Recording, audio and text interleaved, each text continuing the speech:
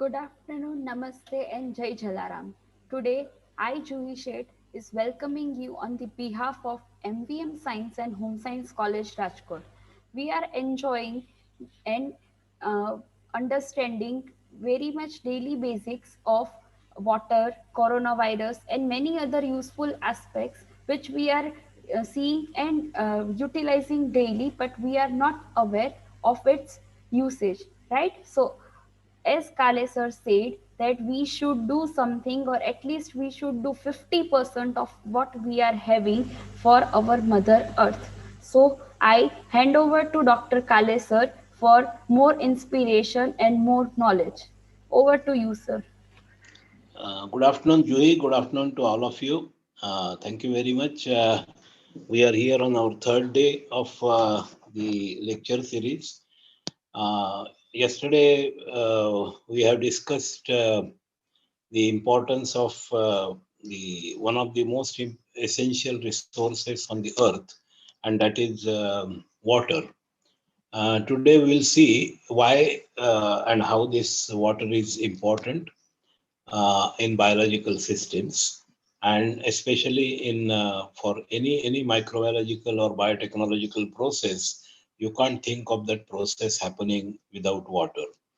um, the There is a very nice novel. I don't know how many of you have read that, but before that novel, I will like to talk to you regarding one topic which I discussed on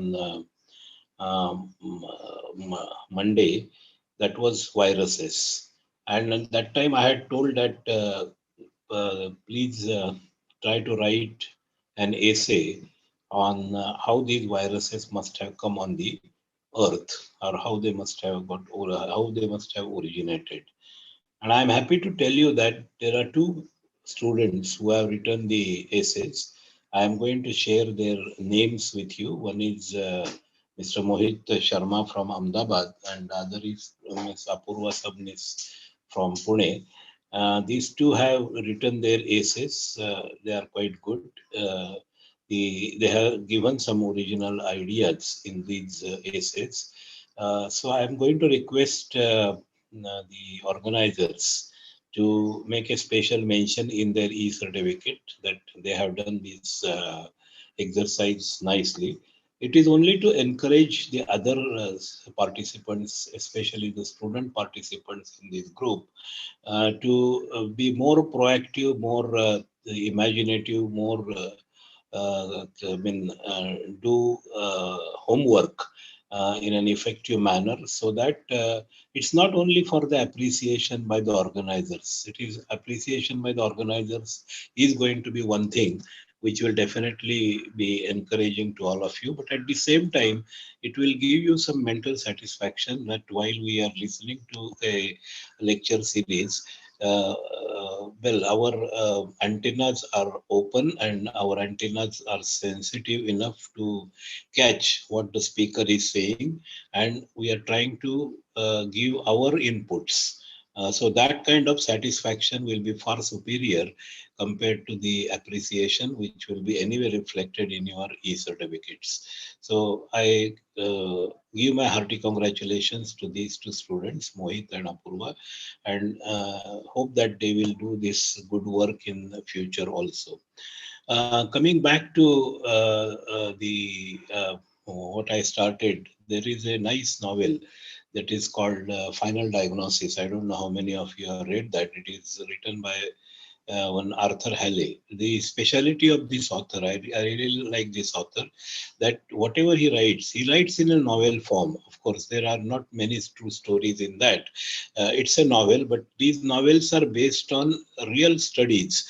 When he wrote on airport, I think he spent 2 years on airport watching the control towers, watching the lives of the air hostesses, the pilots, and all the people who are concerned with airports. Similarly, he wrote the novel on the pharmaceutical industry, on the newspapers, on hospital, electrical company, And everywhere in all these novels are named as Overload, Final Diagnosis, Strong Medicine, Airport, In High Places, Hotel.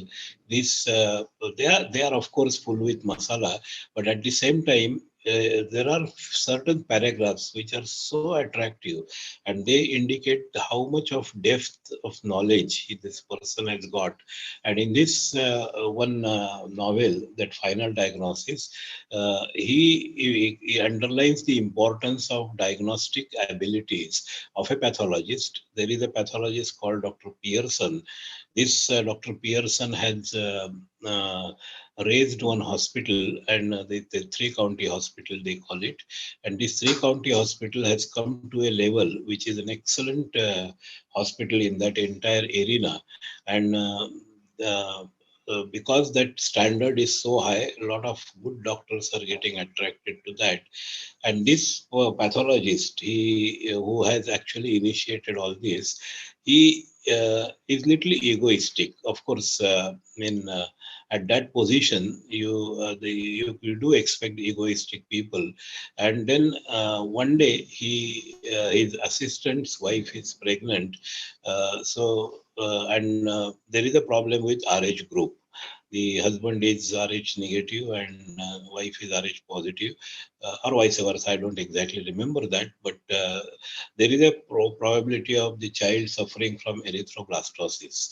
So the assistant, who has actually studied in a little later period than what Dr. Pearson had studied in his earlier period, he is aware of a false negative test in that erythroblastosis which might happen, and so he requests Dr. Pearson to have the uh, um, this test, which is, there is another confirmatory test to be done. There is another, this assistant is actually laboratory assistant, and there is a David Coleman. He is the actual pathology assistant. Doctor is another doctor who is deputed to help Dr. Pearson. So this Dr. Coleman is aware of this new test. So he says that, okay, Alexander, you can do this test for your wife. But when Alexander goes to Dr. Pearson requesting for this test, because Pearson is head of the division, and Pearson just tears off that prescription and he says, "No, there is no need. I am personally done your wife's test, and she is not going to have any problem in her pregnancy." Unfortunately, what happens is that is one in 1 lakh case, and exactly that is Alexander's wife had that fate. So she develops, her child, when it is born, it develops that erythroblastosis, and within a small period, the child is lost. So then there is a inquiry, and then Dr. Pearson is asked by the administration to lay down his office, because now they tell him that your knowledge is outdated. And my dear friends, my dear students, that exactly happens with all of us. And then when the Dr. Pearson is leaving that hospital, he gives an word of advice to Dr. Coleman. He says, now you are going to be in charge. You are young, you are enthusiastic. So you are definitely going to be the climbing up and up, like what I used to climb up and up in my early career. But mind you, there will be a lot of difficulties in your daily life. There will be phone calls, there will be meetings, there will be requisitions, there will be indents, and you will get so much bogged down that you will forget that you need to have an update in your own knowledge. So please take an advice of an old man who has seen all this. Every day, lock yourself at least for 2 to 3 hours, if possible more. Keep away from phones, keep away from all the distractions in life, and make sure that you keep updated with the world, with reading journals, reading books, and that will probably save you from a situation which I am now going through. That world is telling now you are no more required. Now that's a very painful situation, isn't it? So that word of advice by Dr. Pearson is not only for Dr. David Coleman, but it is also for all of us, who get complacent in our daily life, and we see that, okay, unless there is, see, that's a human tendency, is that unless there is pressure, you don't read. And if there is a pressure of exam, I am sure all the students are very doing very hard work, keeping awake in night, keeping awake early morning, and trying to cope up with that examination. But once the examination is over, we forget that we have some kind of responsibility to keep the knowledge which we have gained updated. And that's why even the UGCs or these various educational institutes, they conduct refresher courses. Unfortunately, many of the refresher courses in India are only for adding into the confidential report that I have attended a refresher course, and there is this sincerity. I'm not making a generalized statement, but generally, what I observed is that they participate just because it is a mandatory to participate. Please don't do that. And from the you should have that passion. Yes, I must keep that knowledge updated. I must talk to the students with a lot of confidence. Your Yesterday I told you, or day before I told you, that the important motivation comes from the teachers also. And if the teacher is updated, if teacher is fit, capable of answering all the questions raised by the student, then he certainly can take up the motivating angle while teaching, and that is where your keeping updated is very important. So that's my request to all of you. That's my beginning of the talk. Okay, so coming back to our microbiology and biotechnology, just imagine you are walking in a countryside, and you had just had a good dinner, and there is not much of work, not much of tension, because you are in a different place. It's a countryside, it's quite dark, and you are going for a walk, strolling around, and you are looking at the night sky.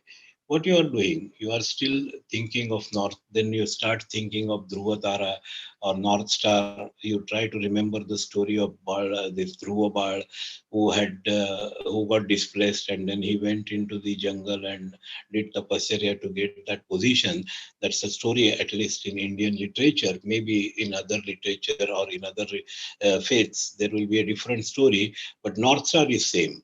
In both the faiths, the North Star is not going to change, and North Star has been the friend of human being, especially during the voyages, because when you lose on sea, you can lose the sense of direction completely, but the North Star will keep you updated. Of course, now the things have changed so much that probably nobody even thinks of North Star to look for direction, because they have got their compass in their mobiles or in their watches, and they can easily locate the north direction. But these things, these thoughts come in your mind: the sun, star, the Milky Way. The Milky Way is the place where we are staying, our in the universe. Of course, in universe there are so many such other Milky Ways. You know what is the span of our Milky Way? Yeah, then you start asking that question to yourself: who am I, and who am I in this entire world, or who am I on this earth, who am I on this in this universe? All these questions, they start crowding in your mind. You say that Milky Way is the galaxy that contains our solar system. It becomes a hazy band. You must be seeing in the sky there is a hazy band, and we call this as a Milky Way. Now, if you consider this as a dish of the universe, one of the dishes in the universe, this has got several spiral arms. And the third spiral arm is something like 4 o'clock position in that disk. There is our Earth, or our solar system is present there. Now, this, if you consider, this particular arm is called Orion, or Orion Cygnus arm. Why I'm telling you all this story? This, of course, within just a minute, you will know why I'm telling you all this story. This Milky Way is about 150,000 to 2 lakh light years in length and 2000 light years in depth. Now, what is a light year? A light year is the distance traveled by light in 1 year. And the tremendous speed of light, it is 3 into 10 to the power of 8 kilometers per, 8 meters per second, and multiply by that by 24 hours, that is 1440 seconds, and then multiply that by 365, and those many kilometers is 1 light year. And we are talking here of 150,000 light years or 200,000 light years. And there are something like 100 to 400 billion stars. So just imagine the scale of the universe on which we are actually we find ourselves to be there. And then come to the scale of microorganisms, come to the scale of viruses, it goes to the other extreme of that huge scale of light years. It goes to something like nanometers, and go at that level, you will find the all the reactions in your body are happening at nano level. If you look at the diameters of DNA or the protein molecules, they are actually expressed in terms of Armstrong units or nanometers. So just imagine what kind of this wonderful nature has provided the scales to us. And it's our fortune, especially the fortune of human being, that we have got a brain to understand this, to grasp this, and to add more and more knowledge. The knowledge is there all around you. I am sure all of you are quite aware of what is internet.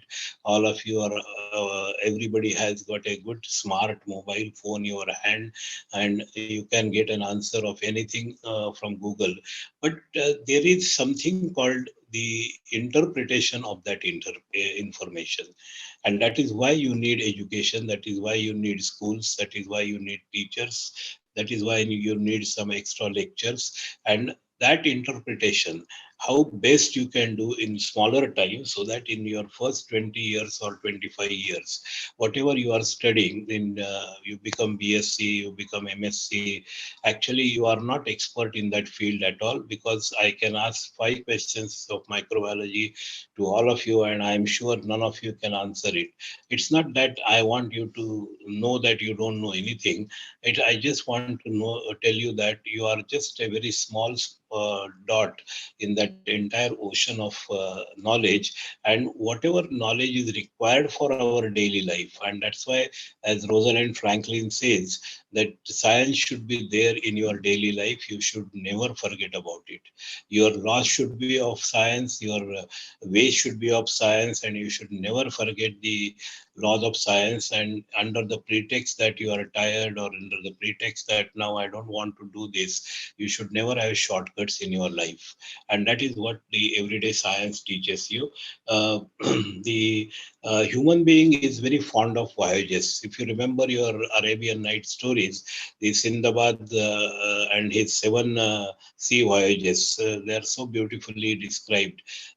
Once he lands on a big a back of a very big tortoise, and they thought that it is a land. And then when they light some fire, they fire some. They put on some fire for cooking, immediately the tortoise starts moving, and all those kind of stories you must be knowing. So human being is fond of voyages. If you remember the story of Jules Verne, is one of the a very gifted author in 20th century, early 1900. He has written a novel. He has written several novels. He has written Around the World in 8 hours, 80 days. Then he has written a novel on the Nautilus. The Nautilus, or the 20,000 leagues under the sea, the submarine he has thought of. Even in 1900, nothing was known of atomic power, and he has developed in his imagination the atomic submarine. which runs on atomic power, and he travels through the five sea under the five oceans which are there on this back of the earth. Yesterday I told you 71% of the earth's surface is covered with water. So he travels from one end to the other, keeps on rotating in that sea world. And then the way he has described some of those bioluminescent organisms, the way he has described some of those huge whales and these the beauty at the sea bottom. I think it's a wonderful novel to read if you get a hand on it. And I'm sure these classics are available in your town, because these books will never be missed. So read the Jules Verne novel, and you will realize after 100 years, we start realizing what Jules Verne was imagining that time is actually the truth. So initially, we always look for voyages, and that's what we have true to our nature. NASA and then now ISRO, they are doing these voyages to the extraterrestrial uh, or extra. I mean, other than Earth, we are trying to go at Moon. We are trying to go. Actually, Neil Armstrong landed on Moon.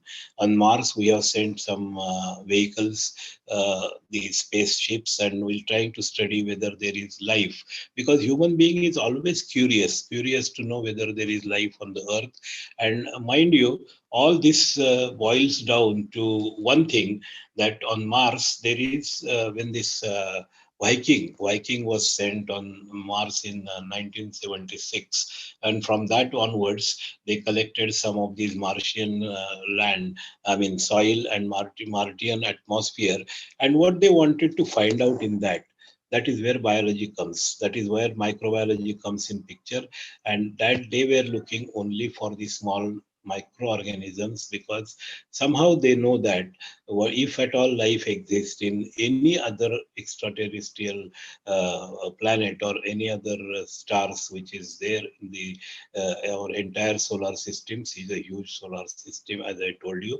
It should be in the form of microorganisms. That's why the microorganisms were the first entity which were analyzed in the Martian soil. Unfortunately or fortunately, whatever, I really don't know, in the first attempt, whatever results we have got, we never found any microorganism. But what we found was very high levels of carbon dioxide on the surface of Mars, and that's exactly was the situation on the Earth some several billions of years ago, or several crores of years ago.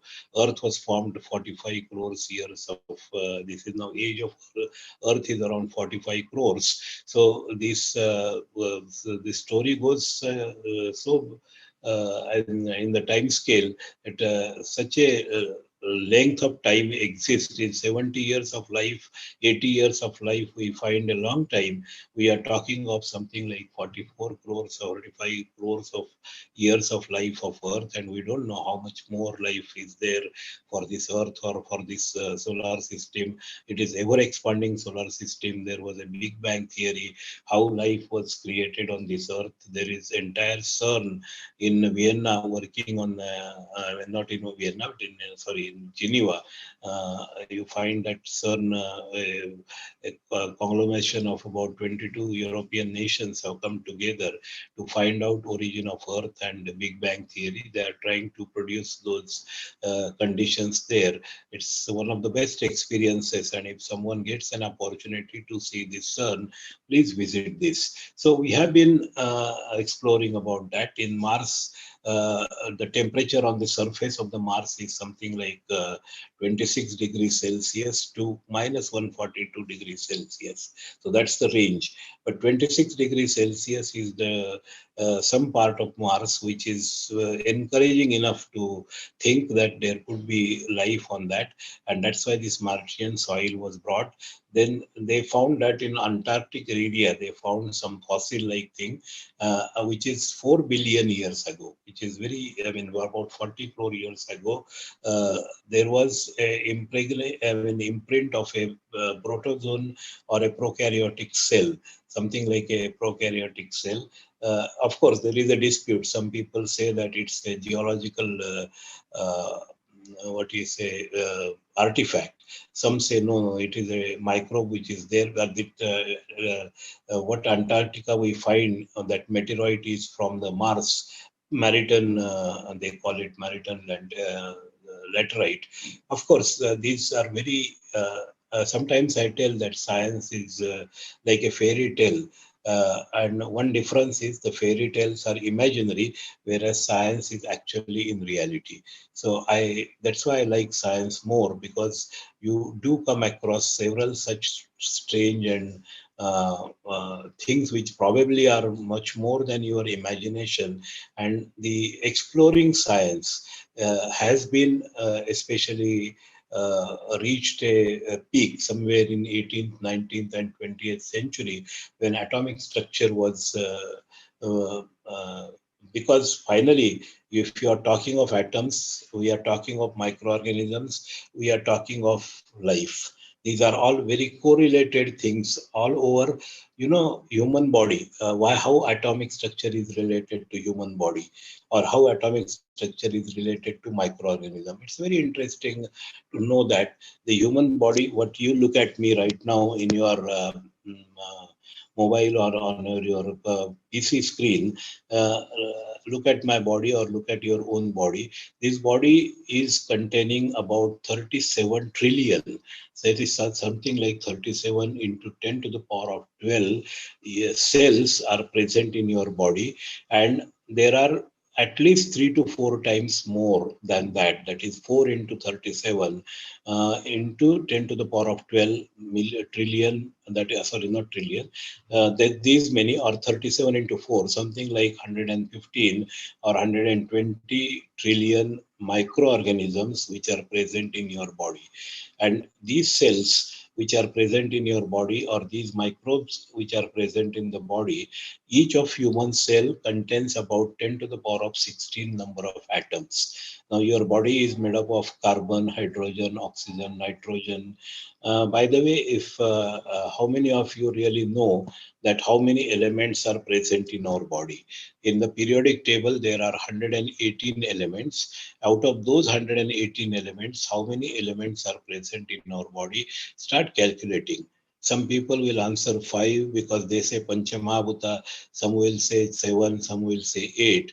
But actual number of elements which are present in our body is something like around 58 to 60. You will be surprised. Of course, all of them are not essential elements for our body. Many of them are taken up by passively by the plants, so they land up with plant products or with animal products in our body.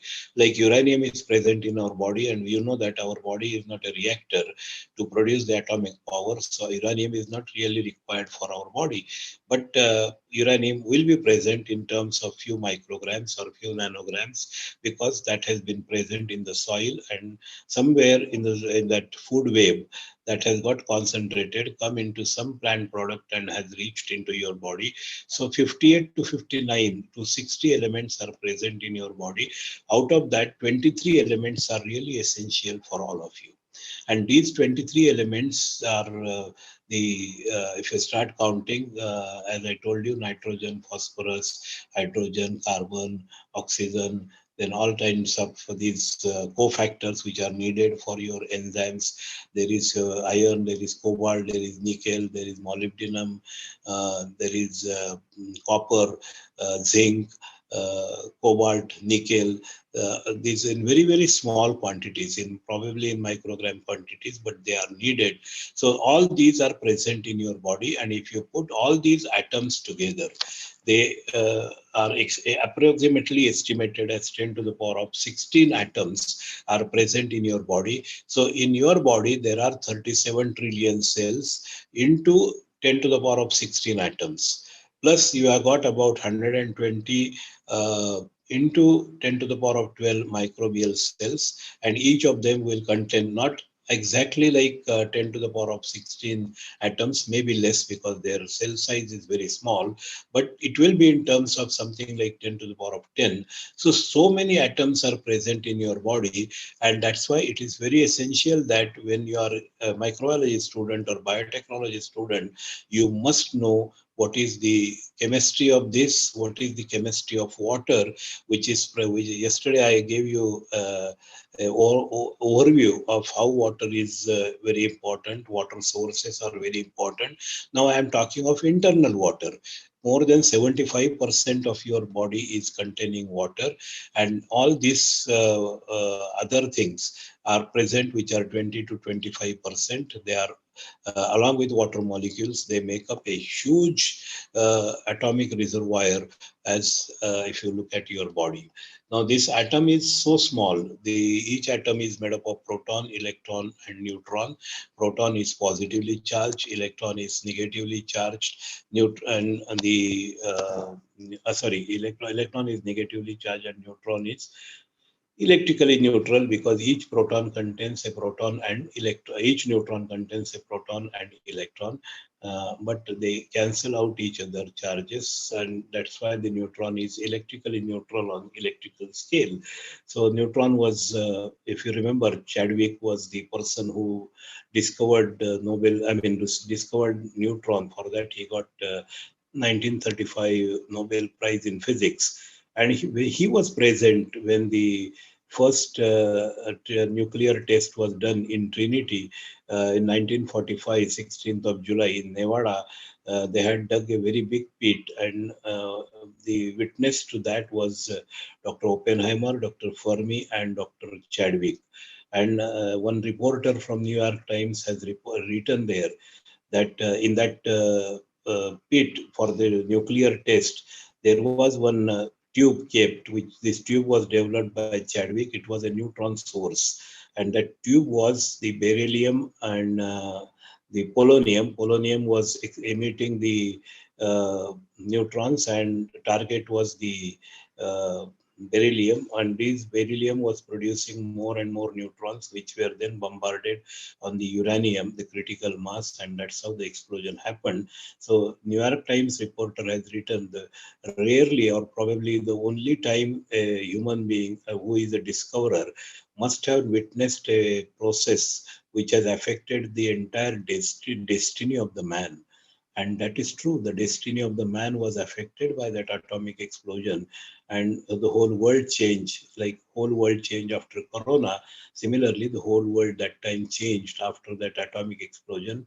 People were worried about the atomic power, but nothing wrong in atomic power. It is the way in which we are using that atomic power can be wrong.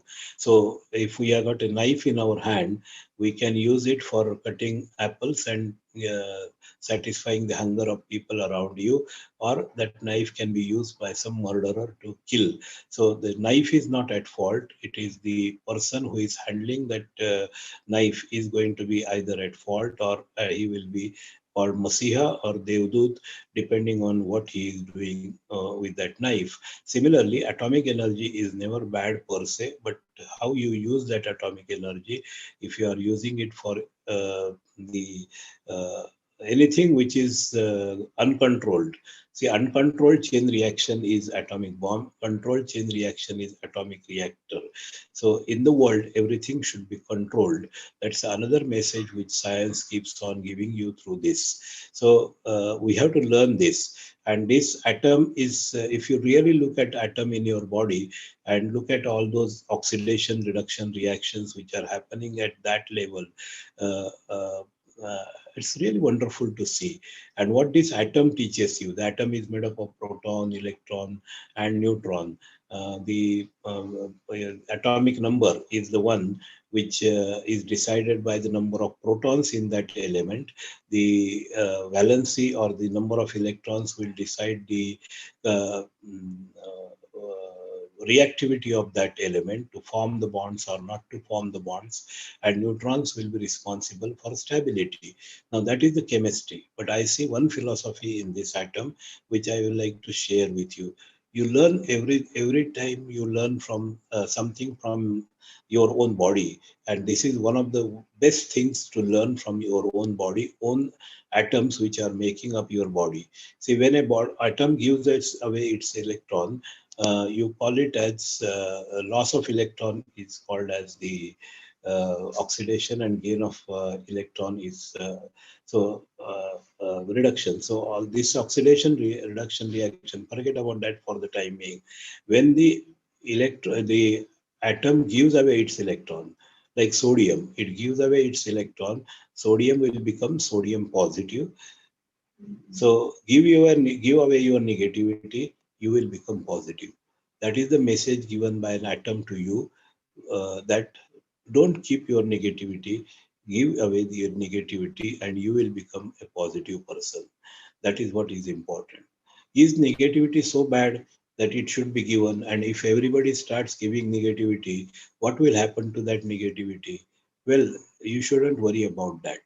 There is a person there, there is a chlorine atom there which accepts that negativity. And by accepting that negativity and by donating that negativity, sodium and chlorine form such a tight bond with each other that whatever you try to do, they will not break. And that's why sodium chloride comes in existence. That's why your food is very tasty if you add salt in that. Of course, not all the food which needs salt, that will become very tasty when you add salt to it. But that salt would not have been possible if there was not a give and take of electrons, and sodium has become positive, chlorine has become negative. But the pair of that, the positive and negative, is actually driving force of this world. And that is what the science teaches you. That's what chemistry teaches you, that negativity used in a right manner can be converted into positivity. If such tight bonds were not formed, all the atoms would have been in your body, like whatever I told you, 37 trillion into 10 to the power of 16 atoms would have been in atomic stage.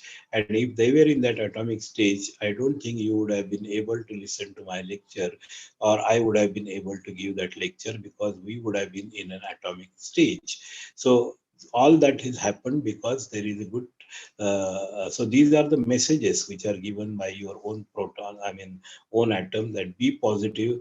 And negativity, I'm going to spend some half an hour or 1 hour, maybe tomorrow or day after tomorrow, on how to convert negativity in your daily life into positivity, right from starting your waste material which is there in your house, which you call kachra, how to use it. So how to use that kachra in a right manner. So that also is a kind of positivity. Unless you have positive mind, you will not be able to implement it. And that's why you have to learn from your um, these chemical bonds which are there, which are very essential. I think a biologist should know the chemical bonds, because they should know that the very strong bonds are electrovalent and covalent bonds, and very fragile bonds, and which you can call as very fragile, very weak bonds, weak interactions, are van der Waals bonds and the hydrogen bonds. But look at nature. Nature is so wonderful again, that you really don't need strong bonds. If you look at your DNA structure, which holds you together, the entire body is held because our DNA is functioning well, all our genes are functioning well. And what do these genes contain?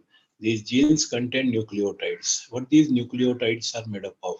These nucleotides are made up of sugar, phosphorus, and the amino acids. So, which are the amino acids?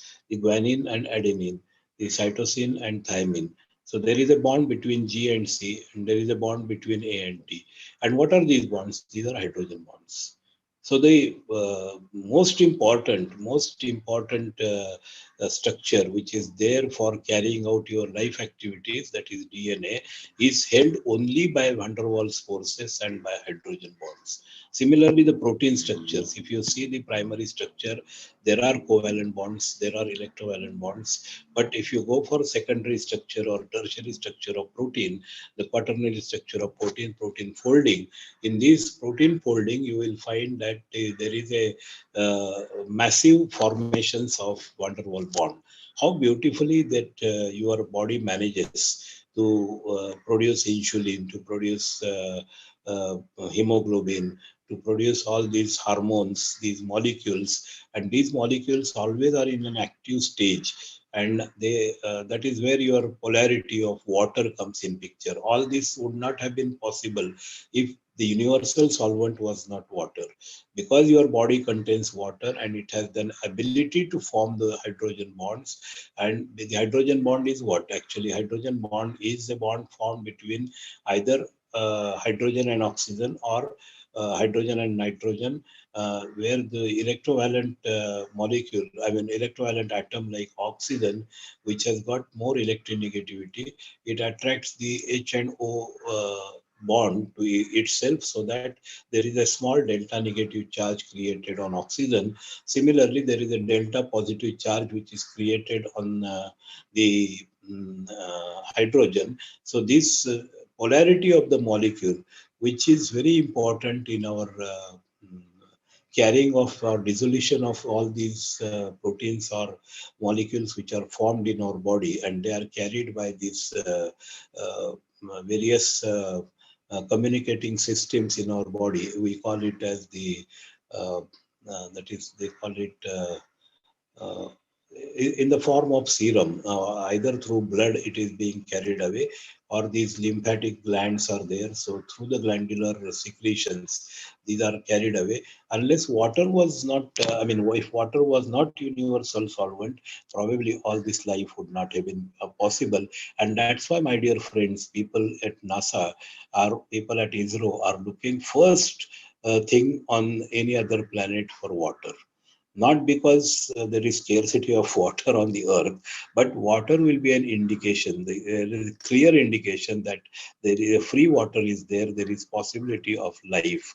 And that's how I started with that voyage. The reason for this is this: the polarity. Polarity is the word which is going to trouble you more and more as you advance in your studies, especially when you come to the chromatographic techniques. The what is a polar phase, what is a non-polar phase. Understanding all this is very important if you want to separate out the compounds in a mixture. If there is a, or if you got a plant extract and you want to find out what are the secondary metabolites present in that, you will need all this organic chemistry. And that's why actually the biologist will ask the questions and chemist will answer the questions. That is what is said. And you will have to be a good biologist and good chemist to be a very good microbiologist or very good biotechnologist. That's the meaning. And so if my sincere request to all the students here, and probably teachers also, is to first harden knowledge in chemistry. Make sure that you understand the carbon chemistry well, because finally carbon is at the base of everything. Carbon is at the base of your life. It is called organic chemistry or carbon chemistry. And if carbon had not that wonderful characteristics of hybridization, like if you look at if without hybridization, carbon cannot form so many molecules which it is able to form. So many organic molecules are being formed. The organic molecules, earlier belief was organic molecules are produced only by uh, mm, live organisms. But later on, urea was Wohler was the one who first developed urea in the synthetically in the laboratory, and then he showed that organic substances can be synthesized. Otherwise, before Wohler, nobody was believing, even nobody was even talking that organic substances can be made in the laboratory. It is possible.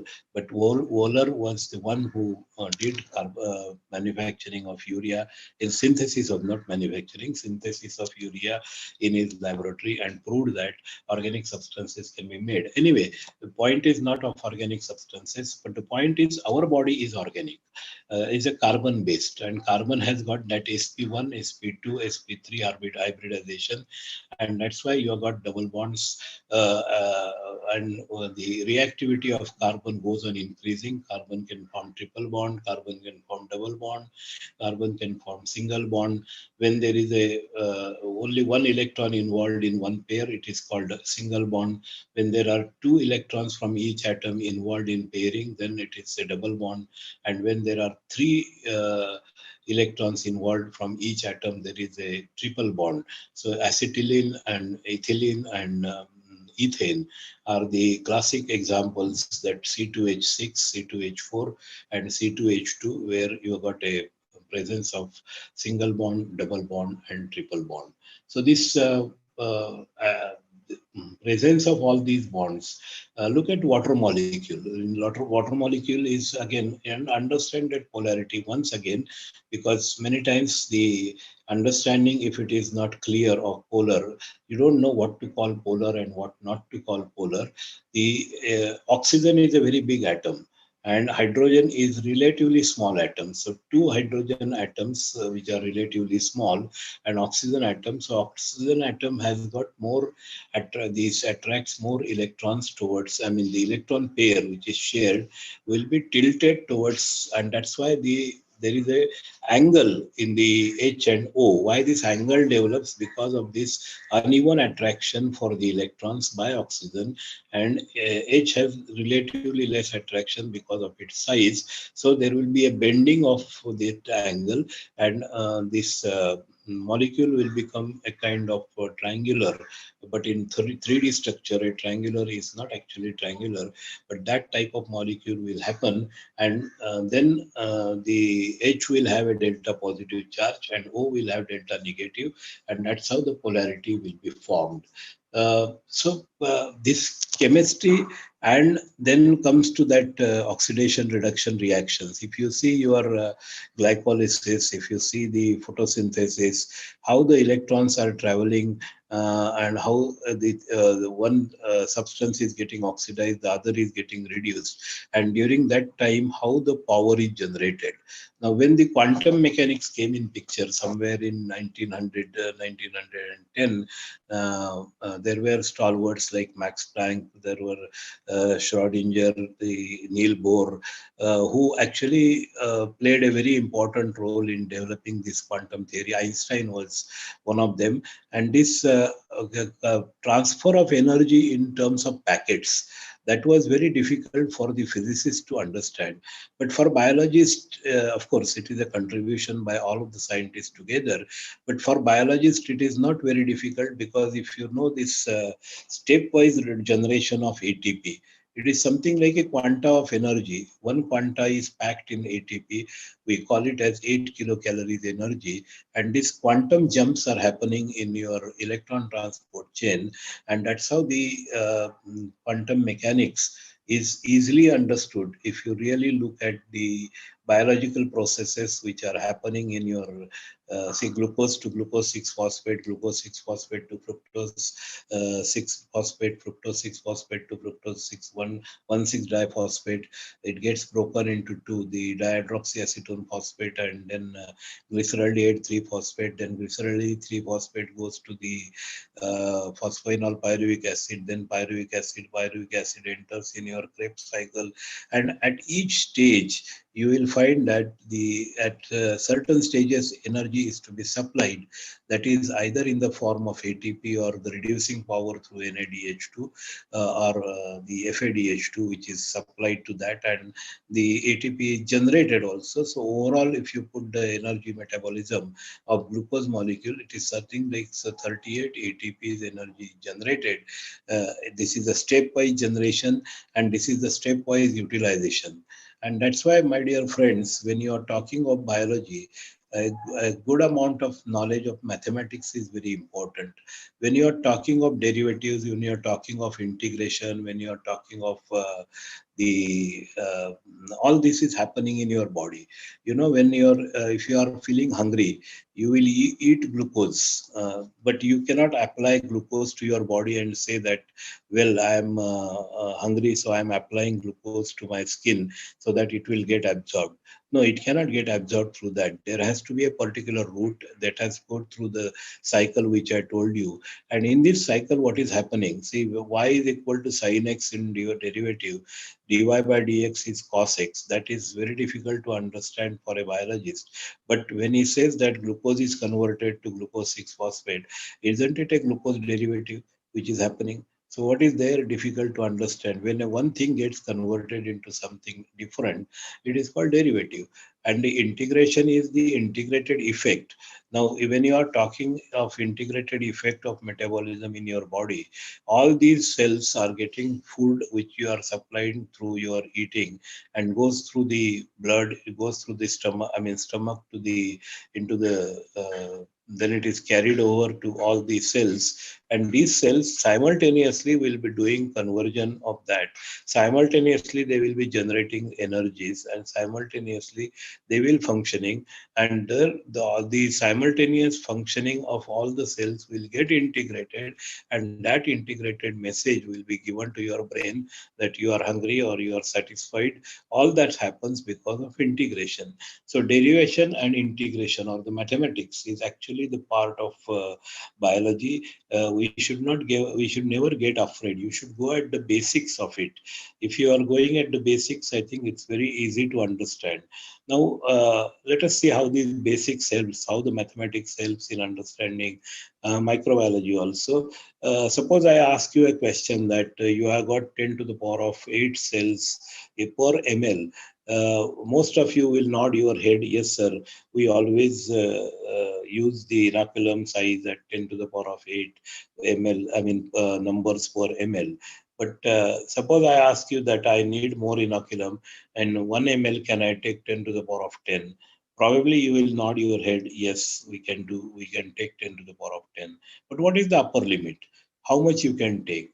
And this is where the finiteness of the biological system. Sometimes we say that the biological system can be infinite or the very difficult to measure either at the lower end of the scale or at the upper end of the scale.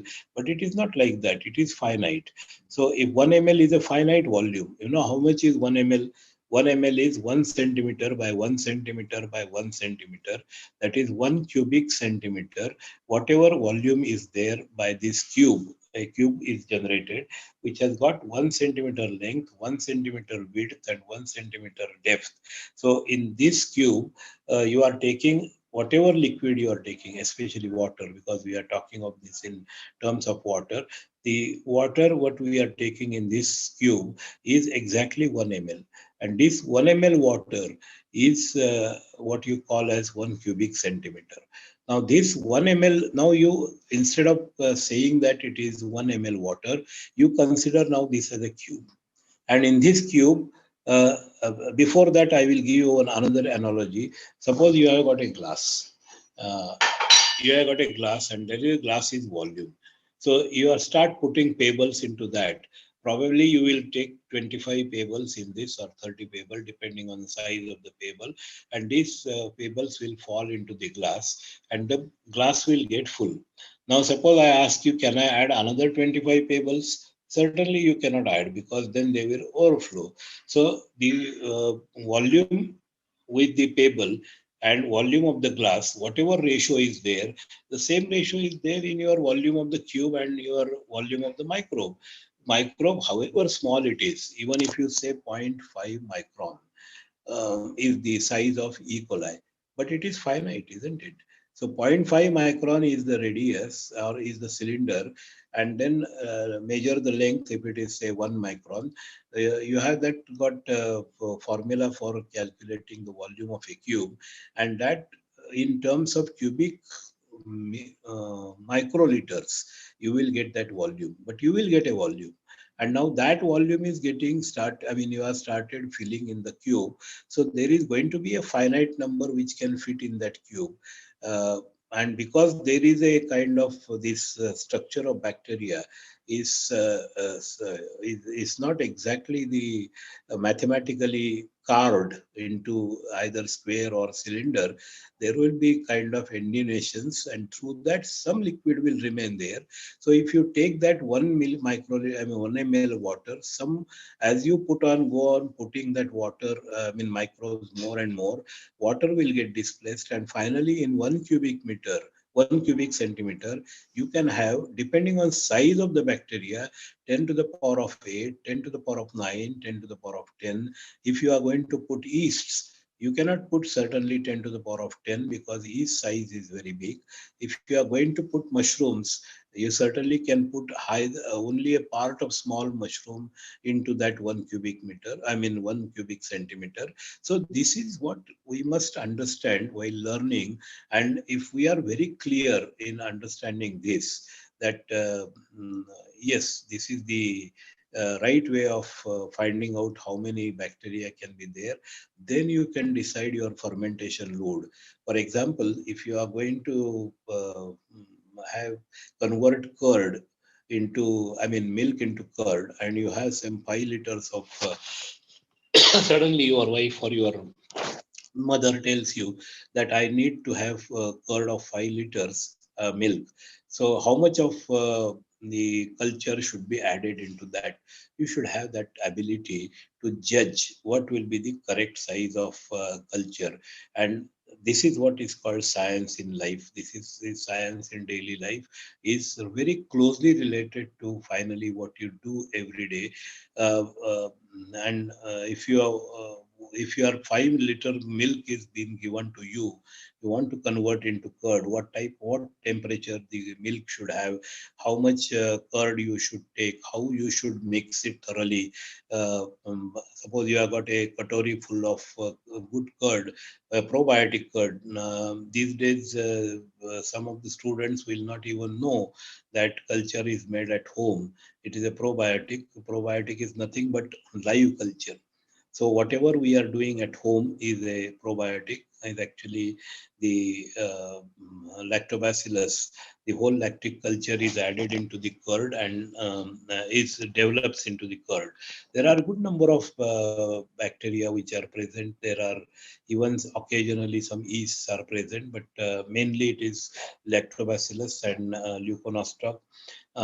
If you go for Idli fermentation, in 1965, there is an applied microbiology paper on the Idli fermentation, which really narrates beautifully the microflora which is present in idlis. It's again dominated by the Lactobacillus mesenteroides, the pediococcus. And if you ask a Malayali or a Tamilian person, they will say that if you add good cooked rice while mixing the dal and udid dal and rice, you can get better idli, better fluffiness, better whiteness, because this rice, which is cooked rice, will support the growth of pediococcus, which are actually responsible for giving more carbon dioxide and more fluffiness to the idli. Similarly, there is a diacetyl compound which is develops during the metabolism of these various lactobacilli, and the acidity which will cause the fermentation and which will cause to develop that particular taste of dosa or idli, which finally you are eating. So all this knowledge is again very important, how to maintain the culture. Whatever you maintain the culture in your laboratory minus 20 degrees, can you really maintain in your house, in your refrigerator? Can you help your mother to get a better idli? Can you help your mother to better get a better curd? All this information or the chemistry and microbiology knowledge together will help you. Many times I find is common linkage between the book knowledge and actual knowledge which is to be utilized at a daily level. There is a missing gap because we learn from only for kind of getting marks, getting through, getting degree, and then looking for a job, and then forgetting what we have learned. But education is not like that. Education has to be with a good understanding that whatever we are learning has a direct application in our life. Sometimes people say that whatever we are learning in history, what application it will have. But my dear friends, learn the biographies of people like Agostino Bassi or Max Planck, the person, how much he suffered in his life, but the way they have brought up science to the levels where we can have all the fruits, isn't it our duty that we should also spend time in serving science and serving this society? And understanding science and implementing that is something which is really missing. And if you look at our papers also, which are published published in, as I told you, I'm going to take one lecture on good laboratory practices, how it will to connect it, how where we lack and how we should take care of it. The basic problem with us is, in most of the cases, is that the SOPs are missing. The standard operating procedures are missing. Uh, for example, I will give a quite a common example, which I give it to almost in all my lectures. Take one, for example, pressure cooker. When you are using some material for cooking in the pressure cooker, tendency is to give a fixed number of whistles, allow the fixed number of whistles, and then after hearing three whistles or four whistles, then you take a, I mean, come to a conclusion that okay, your material is cooked. Is there any standardization of this practice? Whatever you are doing, whatever, and the same thing reflects in autoclave use in your laboratory also. In the refrigerator, in autoclave, you are particular because there is somebody observing you. So autoclave, if you remember, if you are, when the pressure comes, only then you tighten the screws of the lead. Before the pressure comes, you are not supposed to tighten the leads, because if you tighten the lead before pressure comes, that means the equal volume which is there, the free volume of that autoclave will be containing air. And this air steam mixture, which is generated after you start heating, will never reach the temperature of 121.8 degrees Celsius, which is expected at 15 pound pressure. There will be a 15-pound pressure because air will be trapped there. Pressure will increase. The air pressure can go to 15, 20, 30 psi. There is no doubt about that. But if even if your temperature, I mean pressure reaches to 15, the temperature will not be 121 degrees, and that's why you have to first make sure, because that's how it is defined in your autoclave manual, that it works on 15 pound of steam pressure. That steam word is very important. If you are allowing air to be trapped in that, you are not uh, following the SOP that it should be steam pressure. So that's once you remove that air and then steam pressure generates, then that steam it becomes saturated. Otherwise, it will never get saturated with steam. It will get a mixture.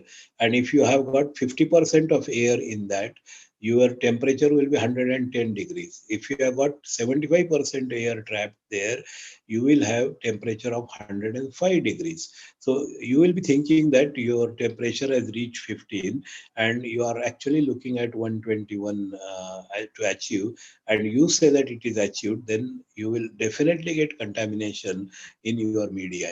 And that's how most of the reasons why contaminations happen in the laboratory are mainly because of this problem with the pressure. Now come to your house and look at your pressure cooker. It is something like an autoclave. Here we are not really sterilizing it, or here we are not using it for disinfecting. Here we are using for cooking. There was one gentleman, his name was Popin, who studied this relationship between pressure and steam and temperature. And then he realized that if you increase the steam pressure and increase the temperature of the steam which is there in the vessel, the materials will cook faster and in a smoother manner, and there will be saving of fuel. That was the reason why Popin developed this pressure cooker. And if you are allowing the whistles to go something like 3, 4, 5, then every time your whistle goes, the puppet will get troubled into his tomb, and he will be shouting from there, अरे मैंने ये pressure cooker whistle ना हो इसलिए बनाया है, whistle के लिए नहीं बनाया. By allowing whistles, you are actually causing three errors or three faults. The first is that you are wasting more fuel for raising the pressure again, because when the whistle goes off, a good amount of steam goes in the environment, and this good amount of steam will cause the air temperature to increase. That's why the kitchen temperature will increase. And this kitchen temperature of one house in India, there is not one house, there are 30 crore houses. And if 30 crore houses are giving four whistles or three whistles every morning and evening, you get something like 180 crore whistles. And each whistle will generate about 15 or 20 ml of good amount of steam, multiply by that latent heat of steam, that is 540 kilocalories, and you will see so much of entropy.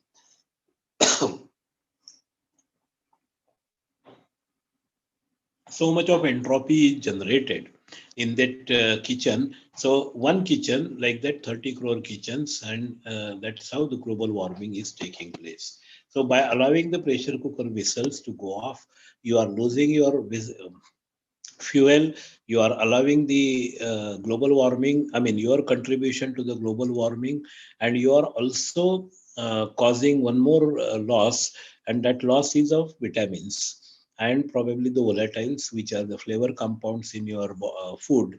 If they are there, they will get lost with that steam. So, in all, I mean, it's always sometimes we call win-win situation. This is a lose-lose situation. So it's loss and loss and loss, nothing else.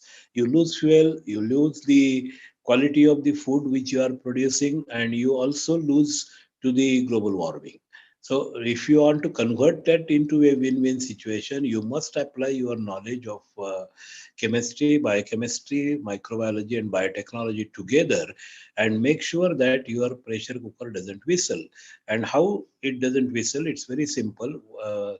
Many times people ask me questions in that case, why there is a whistle?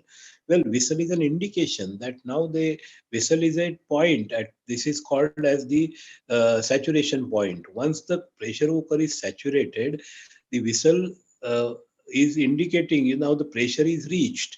So if you don't stop this heating at high flame, I am going to burst. So there is a safety wall given. So if you allow that, if there is no cooker whistle kept, some steam will not escape, and there is a possibility that lid will explode.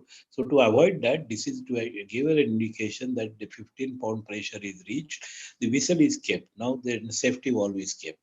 But if you are alert enough, the moment the 15 this pound pressure is reached and the whistle is now about to go off, at that time you reduce the flame and just maintain that steam pressure. So that steam, these days everybody has gas at home, and the gas stove has got a full and seam. Seam is almost half the fuel or even slightly lesser than half. So come to that level and hold it there, so that you are maintaining only enough heat to maintain that 15-pound pressure. And this is also, there is one more precaution which is to be taken when you are putting pressure cooker on the stove. Uh,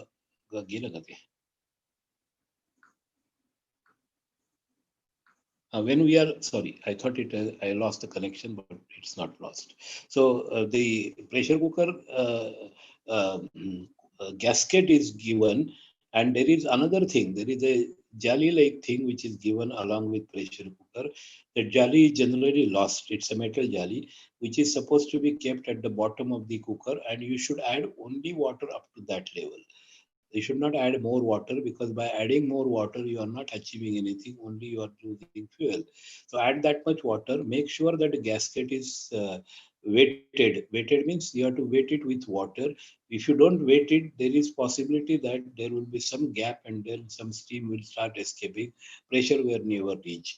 So make sure of all these SOPs, and that's why a standard operating procedure for pressure cooker is needed. And once you put it on the steam, and the way you can add whatever you want, chawal, dal, rajma also. Rajma should be soaked overnight, generally you do that.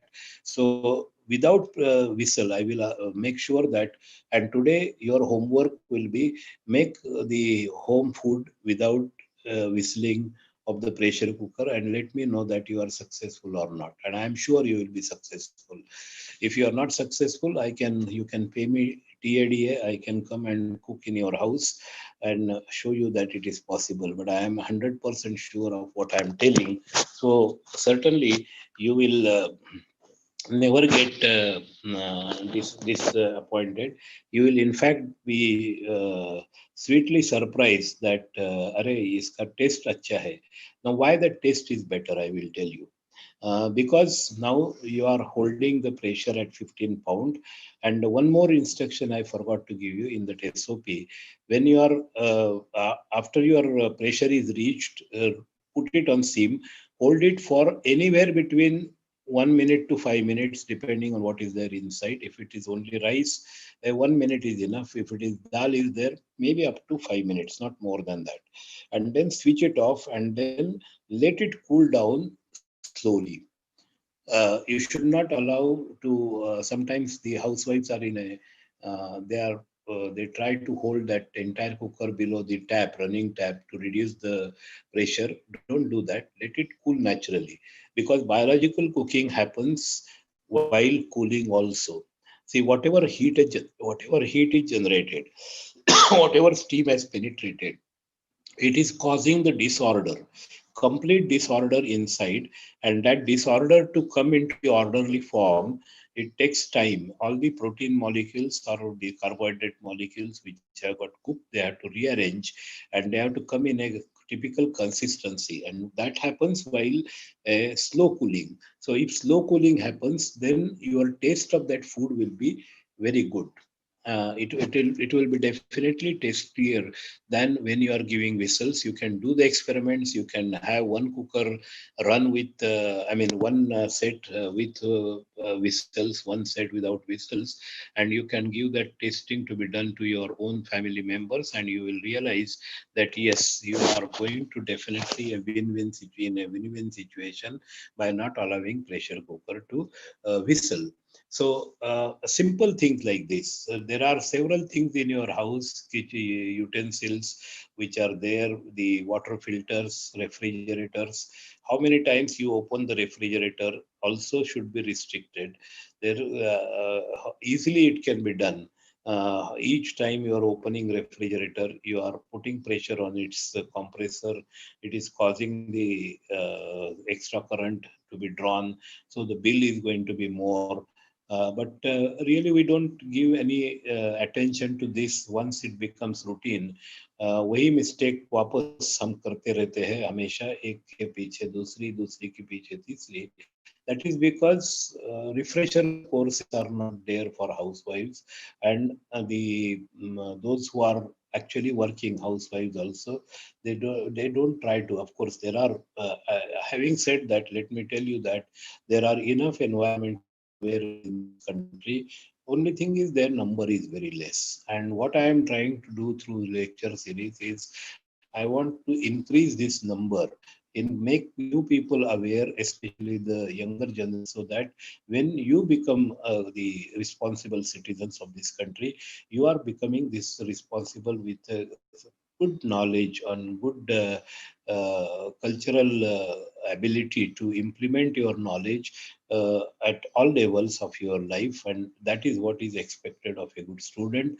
That is what is expected of a good teacher.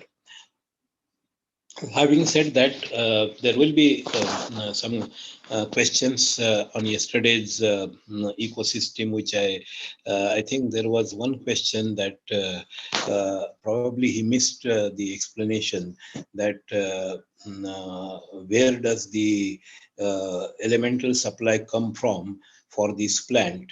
This plant has got once. And I told you that I have grown this plant in soil, and soil contains all the essential nutrients.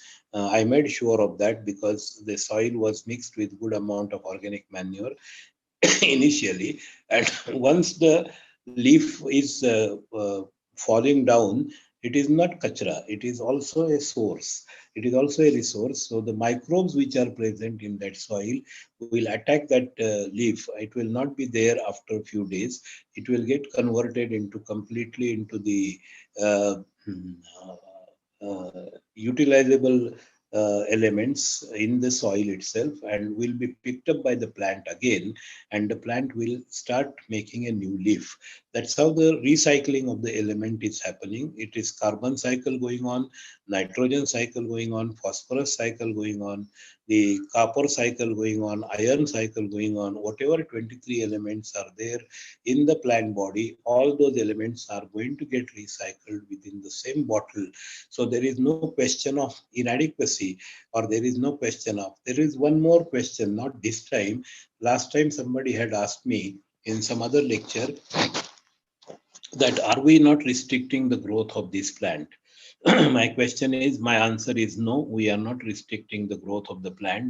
You know, there is something called a natural equilibrium. Even if you grow a money plant in your pot, it's not going to go on growing, say, kilometers or that much of length. They are going to get restricted. So this is called as the natural equilibrium, and this natural equilibrium is maintained. It's not a bonsai which I am making. I am having it is a controlled growth. You can call it as a growth chamber, but you cannot call it as restriction of the growth. It's a growth chamber, and in this growth chamber, the plant is growing very well.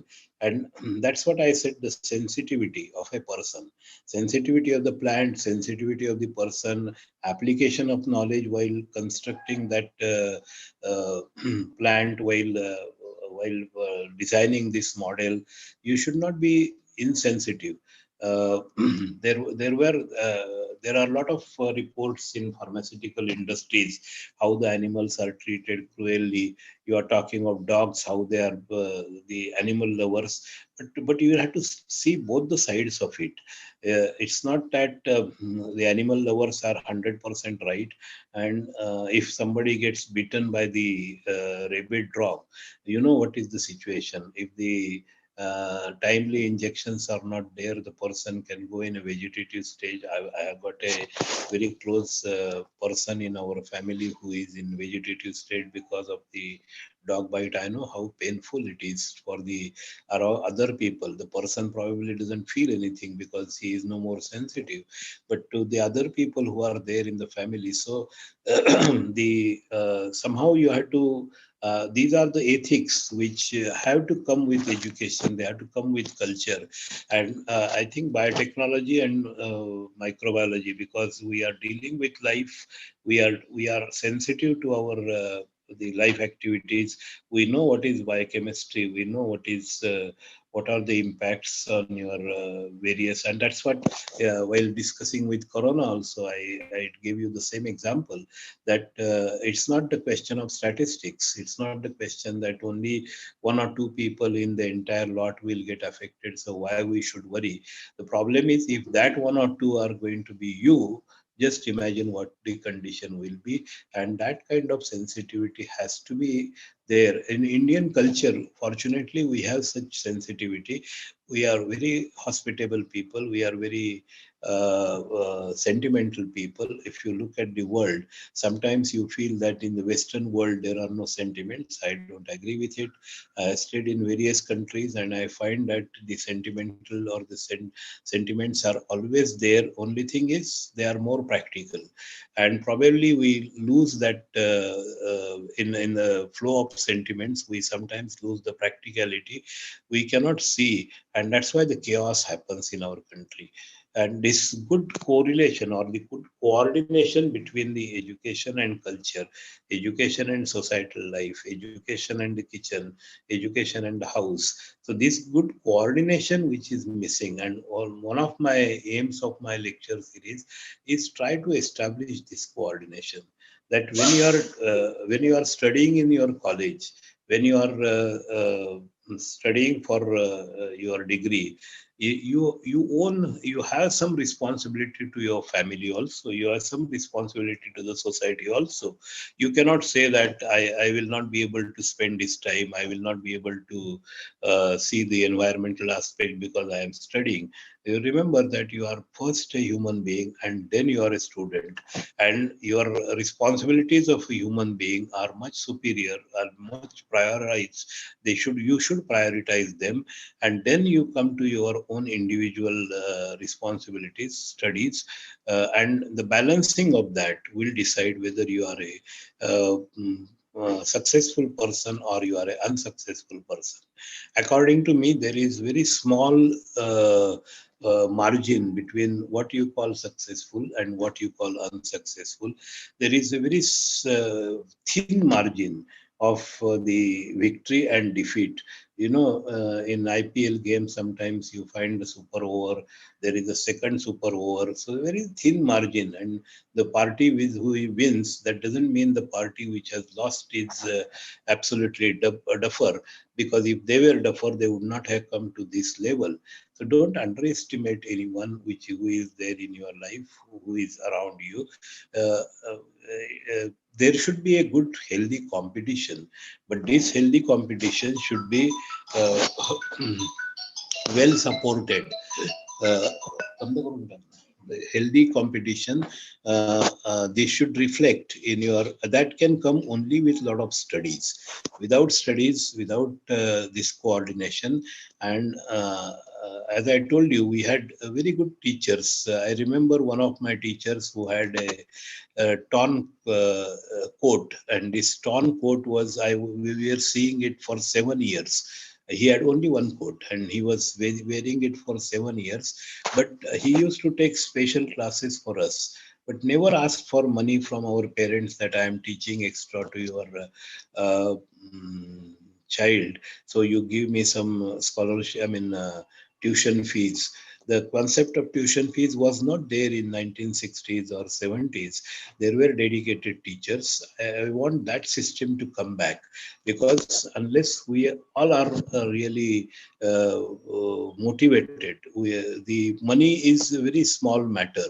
Remember, even today, I was sweetly surprised to see in Switzerland that they are having this uh, more than uh, I mean, more than 5 crore people are there in Switzerland, and they have got a this what we call it as balutedari system. Balutedari means they don't exchange actual money.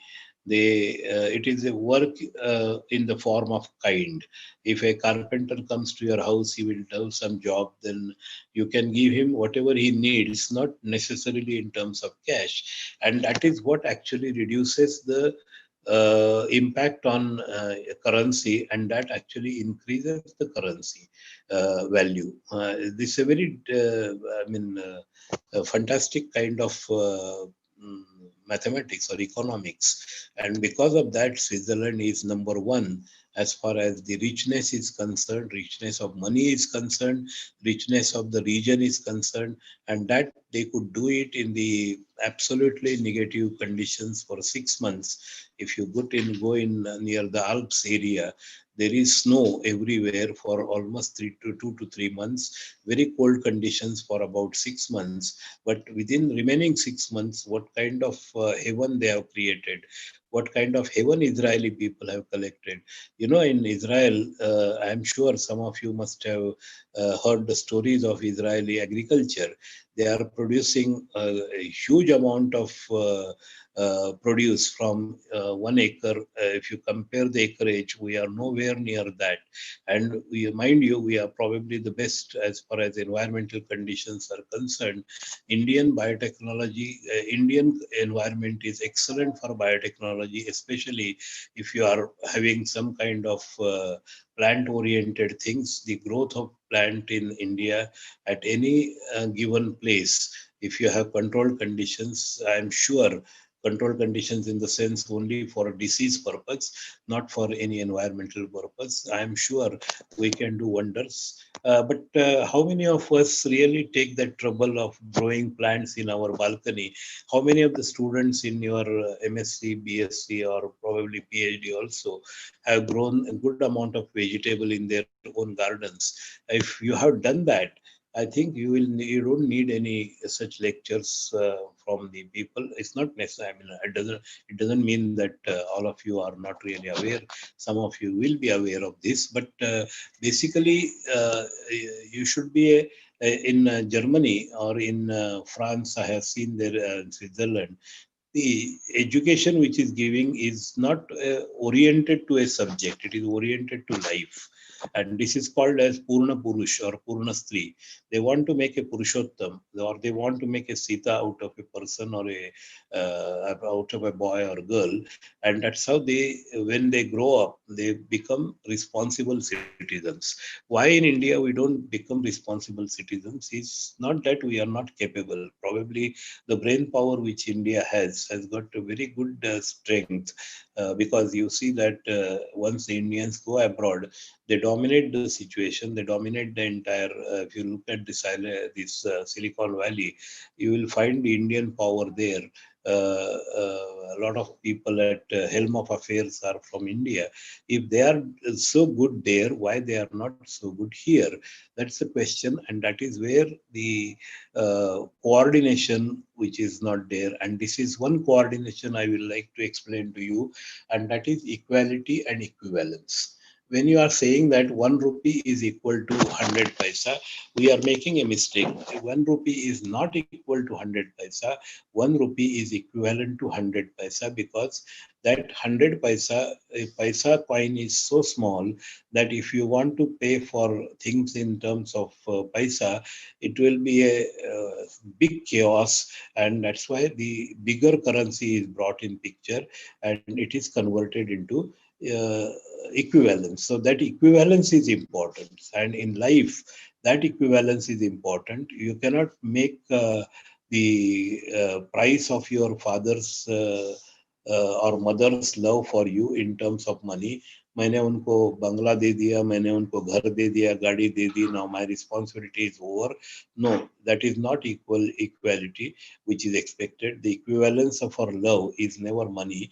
So make sure of that in your life. Make sure that you people are aware of what is equal and what is equivalent.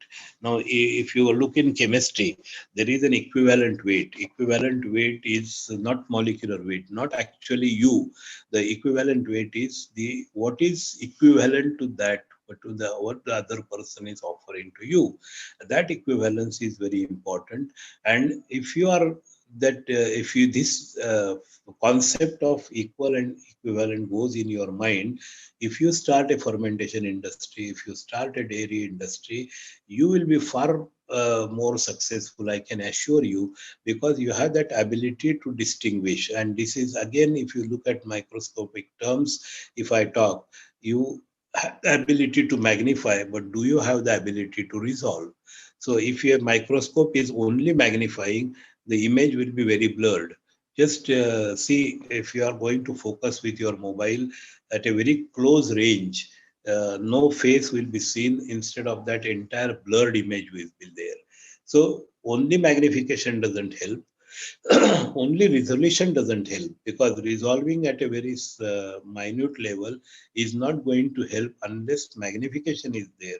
So resolution and magnification both should go hand in hand, and you should know at what level you should magnify, at what level you should resolve, so that you will be able to interpret better in your life. And this interpretation is something which I am looking for through this lecture series, and that's why I call it as the inspirational. If you can get some inspiration, probably I will also get inspiration. Many times I find that things which I talk were never in my mind. How they come, how I talk each time.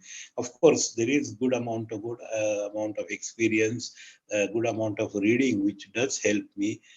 Talking to various people in my life has really helped me. So all this will be combined while you are, and then this is how the progress takes place. This is how the standard operating procedures of your life, SOP of your life takes place.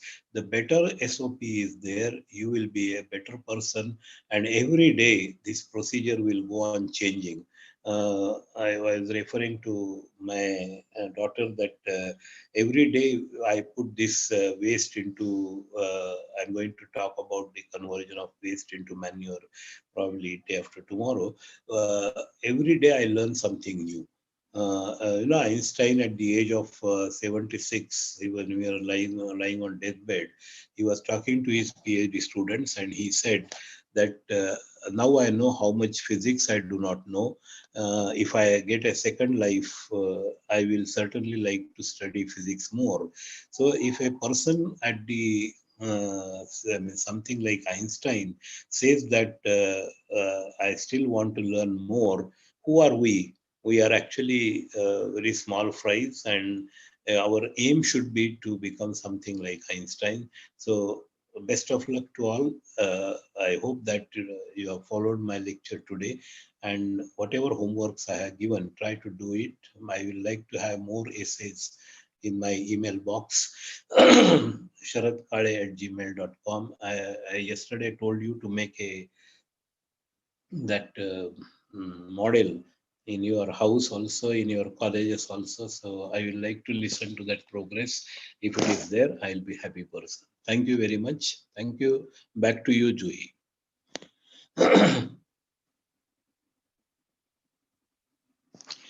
Your voice is muted. Your voice is muted. Thank you so much, sir, for such a wonderful session today. We are highly enlightened with it. We learned today about making our awareness more and more wider. We learned how we can go from an ant view to bird view and from again bird view to ant view, right? Also, we today learned that not only microbiology and biotechnology are important, but the basic or the pure sciences which are there like physics, chemistry, mathematics. We cannot go forward without learning or understanding the basic concepts of it. The example of Israel is worth, sir. Really, we should learn from them and we should do something for our Mother Earth. Hope you all will continue to enjoy the lecture series and knowledge which is provided by the sir, which is extremely invaluable, sir. Thank you so much, sir, for sparing time for us and enlightening us. Thank you, sir. Okay, so goodbye to all of you.